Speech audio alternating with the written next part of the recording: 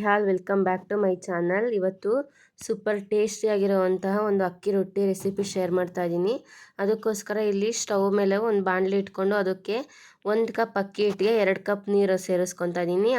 ನೀವು ಯಾವ ಕಪ್ಪಲ್ಲಿ ಅಳತೆ ತೊಗೊಂಡಿರ್ತೀರೋ ಅದೇ ಕಪ್ಪಲ್ಲಿ 2 ಕಪ್ ಅಷ್ಟು ನೀರು ಸೇರಿಸ್ಕೊಬೇಕು. ನಾನಿಲ್ಲಿ 1 ಕಪ್ ಅಕ್ಕಿ ಹಿಟ್ಟು ತೊಗೊಂಡಿದ್ದೆ, ಅದಕ್ಕೆ 2 ಕಪ್ ನೀರು ಸೇರಿಸ್ಕೊತಾ ಇದ್ದೀನಿ. ಅದೇ ನೀರಿಗೆ ಈಗಲೇ ರುಚಿಗೆ ತಕ್ಕಷ್ಟು ಉಪ್ಪು ಸೇರಿಸ್ಕೊಬೇಕು. ಉಪ್ಪು ಸೇರಿಸ್ಕೊಂಡು ನೀರನ್ನ ಚೆನ್ನಾಗಿ ಕಾಯಿಸ್ಕೊಬೇಕು. ಜಸ್ಟ್ ಇದು ಕಾದರೆ ಸಾಕಾಗುತ್ತೆ, ಕುದಿಯೋ ಅವಶ್ಯಕತೆ ಇಲ್ಲ. ಜಸ್ಟ್ ಹಿಂಗೆ ಕಾದರೆ ಸಾಕಾಗುತ್ತೆ. ನೋಡಿ ಇವಾಗ ನೀರು ಬಿಸಿಯಾಗಿದೆ. ಇದಕ್ಕೆ 1 ಕಪ್ ಅಷ್ಟು ಅಕ್ಕಿ ಹಿಟ್ಟು ತೊಗೊಂಡಿದ್ದೀನಿ, ನೋಡ್ತಾ ಇರ್ಬೋದು. ಅಳತೆ ಕರೆಕ್ಟಾಗಿ ನೋಡಿಕೊಂಡ್ರೆ ಆರಾಮಾಗಿ ಮಾಡ್ಕೊಬೋದು. ತುಂಬ ಈಸಿ ಇದೆ, ತುಂಬಾ ಟೇಸ್ಟಿಯಾಗಿ ಬರುತ್ತೆ ಮತ್ತು ಚಪಾತಿಗಿಂತಲೂ ಸಖತ್ ಸಾಫ್ಟಾಗಿ ಬರುತ್ತೆ ಈ ಅಕ್ಕಿ ರೊಟ್ಟಿ. ಒಂದ್ಸಲ ಟ್ರೈ ಮಾಡಿ ನೋಡಿ, ತುಂಬಾ ಇಷ್ಟ ಆಗುತ್ತೆ ನಿಮಗೂ. ನೆಕ್ಸ್ಟ್ ಇವಾಗ ನೋಡಿ, ನಾನಿಲ್ಲಿ 1 ಕಪ್ ಅಷ್ಟು ಅಕ್ಕಿ ಹಿಟ್ಟು ತೊಗೊಂಡಿದ್ದೀನಿ, ಅದನ್ನು ನೀರಲ್ಲಿ ಜಸ್ಟ್ ಮಿಕ್ಸ್ ಮಾಡ್ಕೊತಾ ಇದ್ದೀನಿ. ಇದು ಮುದ್ದೆ ಥರ ತಿರುಗಿಸ್ಕೊಳ್ಳೋದೇನು ಬೇಡ, ಜಸ್ಟ್ ಈ ಥರ ಒಂದು ಸ್ಪೂನಲ್ಲಿ ಮಿಕ್ಸ್ ಮಾಡ್ಕೊಂಡ್ರೆ ಆಯಿತು. ಆರಾಮಾಗಿ 1-2 ನಿಮಿಷಕ್ಕೆಲ್ಲ ಮಿಕ್ಸ್ ಆಗಿಬಿಡುತ್ತೆ. ನೋಡಿ ಇವಾಗ ಹಿಟ್ಟು ಮಿಕ್ಸ್ ಮಾಡ್ಕೊತಿದ್ದಂಗೆ ಸ್ಟವ್ ಆಫ್ ಮಾಡಿಬಿಟ್ಟು ಒಂದು ಪ್ಲೇಟ್ ಮುಚ್ಚಿ ಇದನ್ನು ಹಂಗೆ ಬಿಡ್ತೀನಿ. 1-2 ನಿಮಿಷ ಬಿಟ್ಟರೆ ನೀಟಾಗಿ ಅರಳ್ಕೊಳ್ಳುತ್ತೆ ಹಿಟ್ಟು. ಹಂಗಾಗಿ ಒಂದು ಪ್ಲೇಟ್ ಮುಚ್ಚಿ ಬಿಡ್ತಾ ಇದ್ದೀನಿ ಇಲ್ಲಿ. ನೆಕ್ಸ್ಟ್ ಇವಾಗ ಒಂದು 1/4 ಕಪ್ಗಿಂತ ಸ್ವಲ್ಪ ಜಾಸ್ತಿ ಮೈದಾ ಹಿಟ್ಟು ತೊಗೊಂಡಿದ್ದೀನಿ, ನೋಡ್ತಾ ಇರ್ಬೋದು ಇಲ್ಲಿ ನೀವು. ಈ ಮೈದಾ ಹಿಟ್ಟನ್ನ ನಾವು ಒಬ್ಬಟ್ಟಿಗೆಲ್ಲ ಕಲಿಸ್ಕೊತೀವಲ್ವ ಹಿಟ್ಟು, ಅದೇ ಥರ ಕಲಿಸ್ಕೊಬೇಕು. ಸೇಮ್ ನಾವು ಒಬ್ಬಟ್ಟಿಗೆ ಯಾವ ಥರ ಹಿಟ್ಟು ಕಲಿಸ್ಕೊತೀವೋ ಆ ಥರ ಸ್ವಲ್ಪನೇ ನೀರು ಹಾಕ್ಕೊಂಬಿಟ್ಟು ನೀಟಾಗಿ ಫುಲ್ ಸಾಫ್ಟಾಗಿ ಕಲಿಸ್ಕೊಬೇಕು. ನಾವು ಒಬ್ಬಟ್ಟಿಗೆಲ್ಲ ಯಾವ ಥರ ಹಿಟ್ಟು ಕಲಿಸ್ತೀವೋ ಸೇಮ್ ಅದೇ ಥರನೇ ನೀಟಾಗಿ ಕಲಿಸ್ಕೊಂಬಿಟ್ಟು ಸ್ವಲ್ಪ ಎಣ್ಣೆ ಹಾಕ್ಕೊಂಡು ಕಲಿಸಿದ್ರೆ ಆಯಿತು. ನೀಟಾಗಿ ಮಿಕ್ಸ್ ಆಗುತ್ತಲ್ವ. ಇದು ಸ್ವಲ್ಪ ಸಾಫ್ಟಾಗಿ ಕಲಿಸ್ಕೊಂಡ್ರೆ ರೊಟ್ಟಿ ತುಂಬಾ ಸಾಫ್ಟಾಗಿ ಬರ್ತವೆ. ನೋಡಿ ಇಲ್ಲಿ ನಾನು ಕಲಿಸ್ಕೊತಾ ಇದ್ದೀನಲ್ಲ, ಈ ಥರ ಸ್ವಲ್ಪ ಸಾಫ್ಟಾಗಿ ಕಲಿಸ್ಕೊಂಡ್ರೆ ಆಯಿತು ಹಿಟ್ಟು. ನೋಡಿ ಇವಾಗ ಸ್ವಲ್ಪನೇ ಎಣ್ಣೆ ಹಾಕ್ಕೊಂಡು ನೀಟಾಗಿ ಕಲಿಸ್ಕೊಂಡ್ರೆ ಆಯಿತು. ಸ್ವಲ್ಪ ಮೈದಾ ಹಿಟ್ಟು ತೊಗೊಂಡಿರ್ತೀವಲ್ವ, ಹಂಗಾಗಿ ಆರಾಮಾಗಿ ಕಲಿಸ್ಕೊಬೋದು, ಬೇಗನೆ ಕಲಿಸ್ಕೊಂಬಿಡ್ಬೋದು. ನೋಡಿ ಇವಾಗ ಇಷ್ಟು ತೆಳ್ಳು ಕಲಿಸ್ಕೊಂಡಿದ್ದೀನಿ ನಾನು. ಇದನ್ನು ಒಂದು 10 ನಿಮಿಷ ಹಂಗೆ ಬಿಡ್ತೀನಿ. ಹಂಗೆ ಬಿಟ್ಟರೆ ಇನ್ನೂ ಚೆನ್ನಾಗಿ ಹಿಟ್ಟು ನೆನೆಯುತ್ತಲ್ವ, ಹಂಗಾಗಿ ಒಂದು 10 ನಿಮಿಷ ಬಿಡ್ತೀನಿ. ಈ ಹಿಟ್ಟು ಕಲಿಸ್ಕೊಳ್ಳೋಷ್ಟರೊಳಗೆ ನೋಡಿ ಇಲ್ಲಿ ಅಕ್ಕಿ ರೊಟ್ಟಿಗೆ ರೆಡಿ ಮಾಡಿದ್ವಲ್ಲ ಹಿಟ್ಟು, ಇದು ಚೆನ್ನಾಗಿ ಅರಳ್ಕೊಂಡಿರುತ್ತೆ.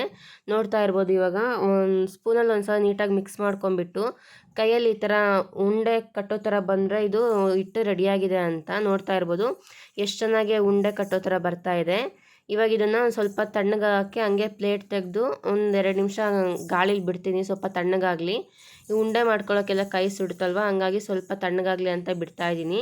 ನೆಕ್ಸ್ಟ್ ಇವಾಗ ನಮ್ಗೆ ಯಾವ ಸೈಜ್ ಅಕ್ಕಿ ರೊಟ್ಟಿ ಬೇಕೋ ಆ ಸೈಜ್ಗೆ ಚಿಕ್ಕದಾಗಿ ಉಂಡೆ ಮಾಡ್ಕೊಬೇಕು. ನೋಡಿ ಇಲ್ಲಿ ನಾನು ಮಾಡ್ಕೊತಾ ಇದ್ದೀನಲ್ವ ಈ ಥರ. ಎಲ್ಲ ಉಂಡೆನೂ ಇದೇ ಥರ ಮಾಡಿ ಇಲ್ಲಿ ಎತ್ತಿಟ್ಕೊತಾ ಇದ್ದೀನಿ ಒಂದು ಪ್ಲೇಟ್ಗೆ ಹಾಕಿ. ಇದು ಯಾವಾಗ ಬೇಕಾದರೂ ಮಾಡ್ಕೊಬೋದು. ಬೆಳಗ್ಗೆ ಬ್ರೇಕ್ಫಾಸ್ಟ್ಗೆ, ಇಲ್ಲ ಲಂಚ್ಗೆ, ನೈಟ್ ಡಿನ್ನರ್ಗೆ ಎಲ್ಲದಕ್ಕೂ ಸೂಟ್ ಆಗುತ್ತೆ ಈ ಅಕ್ಕಿ ರೊಟ್ಟಿ. ಚಟ್ನಿ, ಪಲ್ಯ, ಇಲ್ಲ ಯಾವುದಾದ್ರೂ ಸಾಂಬಾರು ಇರುತ್ತಲ್ವ, ಆ ಸಾಂಬಾರಿಗೂ ಎಲ್ಲದಕ್ಕೂ ಸೂಟ್ ಆಗುತ್ತೆ. ಅಷ್ಟು ಸಖತ್ತಾಗಿ ಬಂದಿತ್ತು ಅಕ್ಕಿ ರೊಟ್ಟಿ ಮಾತ್ರ.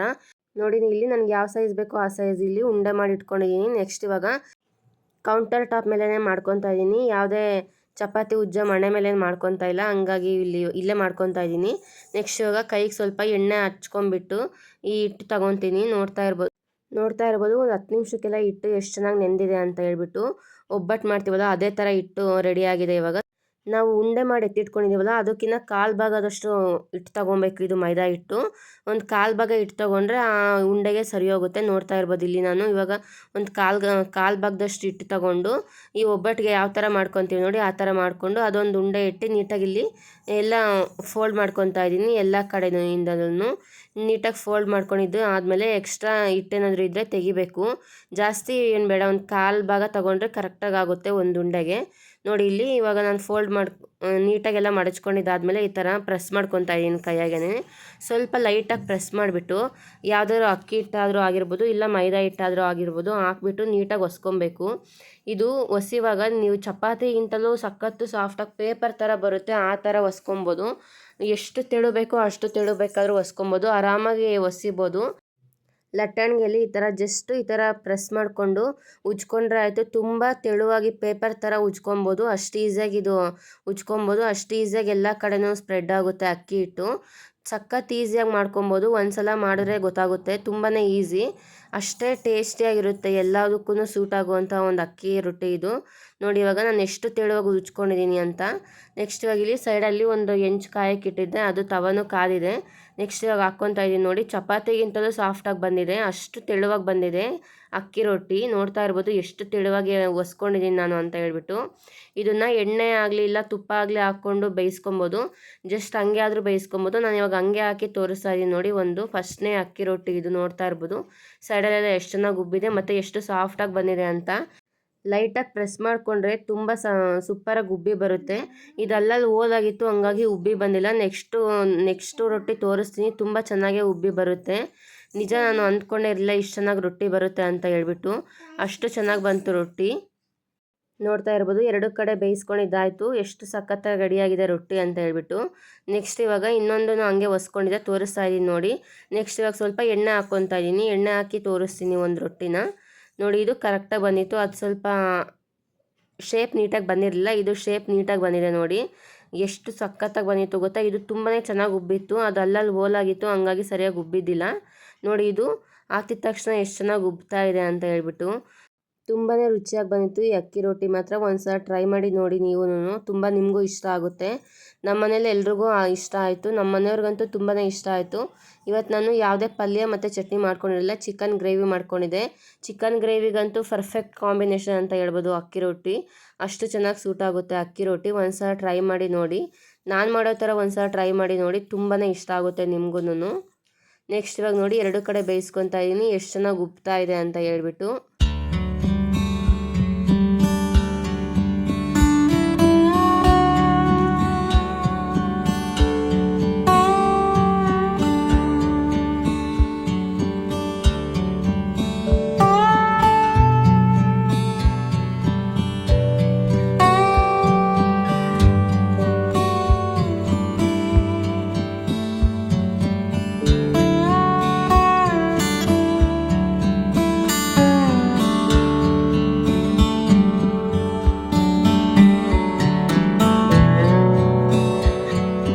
ನೋಡಿ ಇದು ಬೇಯಿಸ್ಕೊಂಡಿದ್ದಾಯಿತು, ಪರ್ಫೆಕ್ಟಾಗಿ ಬೆಂದಿದೆ. ಇದನ್ನು ಬೇಗ ಬೆಂದ್ಬಿಡುತ್ತೆ, ಯಾಕಂದರೆ ಅಕ್ಕಿ ಹಿಟ್ಟೆಲ್ಲ ಬೆಂದಿರುತ್ತಲ್ವ, ಹಂಗಾಗಿ ಬೇಗನೆ ಬೆಂದ್ಬಿಡುತ್ತೆ.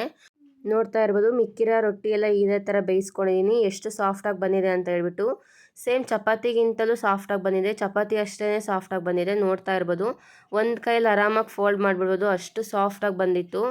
ತುಂಬಾ ಚೆನ್ನಾಗಿತ್ತು, ತುಂಬಾ ಇಷ್ಟ ಆಯಿತು. ಒಂದ್ಸಲ ನೀವು ಟ್ರೈ ಮಾಡಿ ಹೆಂಗೆ ಬಂದಿತ್ತು ಅಂತ ನನಗೆ ಕಮೆಂಟ್ ಬಾಕ್ಸಲ್ಲಿ ಕಮೆಂಟ್ ಮಾಡಿ ತಿಳಿಸಿ. ಇದು ಲಂಚ್ ಬಾಕ್ಸ್ಗೆಲ್ಲ ಆರಾಮಾಗಿ ಪ್ಯಾಕ್ ಮಾಡಿಕೊಡ್ಬೋದು, ಅಷ್ಟು ಸಾಫ್ಟಾಗಿರುತ್ತೆ. ಮಧ್ಯಾಹ್ನ ಆದ್ರೂ ಅಷ್ಟೇ ಸಾಫ್ಟಾಗಿರುತ್ತೆ, ಸ್ವಲ್ಪನೂ ಗಟ್ಟಿ ಆಗೋದಿಲ್ಲ, ಅಷ್ಟು ಈಸಿಯಾಗಿ ಮಾಡ್ಕೊಂಬೋಂಥ ರೊಟ್ಟಿ ಇದು.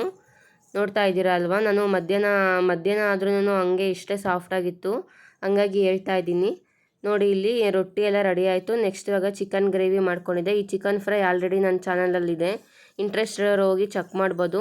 ಇದು ಅಷ್ಟೇ ತುಂಬಾ ಟೇಸ್ಟಿಯಾಗಿ ಆಗುತ್ತೆ, ಅಷ್ಟೇ ಈಸಿಯಾಗಿ ಮಾಡ್ಕೊಬೋದು, ತುಂಬ ಬೇಗ ಮಾಡ್ಕೊಬೋದು. ಚಿಕನ್ ಗ್ರೇವಿ ತುಂಬಾ ಟೇಸ್ಟಿಯಾಗಿ ಬರುತ್ತೆ ಈ ಚಿಕನ್ ಫ್ರೈ. ಒಂದ್ಸಲ ನೀವು ಟ್ರೈ ಮಾಡಿ, ಯಾರಾದರೂ ಇಂಟ್ರೆಸ್ಟ್ ಇರೋರು ಹೋಗಿ ನನ್ನ ಚಾನಲಲ್ಲಿ ಚೆಕ್ ಮಾಡ್ಬೋದು, ಈಸಿಯಾಗಿ ಮಾಡ್ಕೊಬೋದು, ಅಷ್ಟೇ ಟೇಸ್ಟಿಯಾಗಿರುತ್ತೆ. ನೆಕ್ಸ್ಟ್ ಇವಾಗ ನೋಡಿ ಚಿಕನ್ ಗ್ರೇವಿನೂ ರೆಡಿ ಆಯಿತು, ಅಕ್ಕಿ ರೊಟ್ಟಿ ಜೊತೆ ರೆಡಿಯಾಗಿದೆ. ನೋಡ್ತಾ ಇರ್ಬೋದು ಎಷ್ಟು ಸಾಫ್ಟಾಗಿದೆ ಅಕ್ಕಿ ರೊಟ್ಟಿ ಅಂತ ಹೇಳ್ಬಿಟ್ಟು. ಚಿಕನ್ ಗ್ರೇವಿ ಎಲ್ಲ ಮಾಡಿ ಇವಾಗ ಎಲ್ರಿಗೂ ಹಾಕ್ಕೊಟ್ಟಿದ್ದಾಯಿತು. ಇವಾಗ ಮಕ್ಳಿಗೆ ತಿನ್ನಿಸ್ಬಿಟ್ಟು ನಾನು ತಿನ್ನಬೇಕು. ಈ ವಿಡಿಯೋ ನಿಮ್ಗೆ ಸ್ವಲ್ಪನಾದರೂ ಇಷ್ಟ ಆಗಿದರೆ ಪ್ಲೀಸ್ ಒಂದು ಲೈಕ್ ಮಾಡಿ, ಶೇರ್ ಮಾಡಿ, ಕಮೆಂಟ್ ಮಾಡಿ. ಇನ್ನೂ ಯಾರು ನನ್ನ ಚಾನಲ್ ಸಬ್ಸ್ಕ್ರೈಬ್ ಮಾಡ್ಕೊಂಡೆ ನೋಡ್ತಾ ಇದ್ದೀರಾ ಪ್ಲೀಸ್ ಸಬ್ಸ್ಕ್ರೈಬ್ ಮಾಡ್ಕೊಂಡು ನೋಡಿ.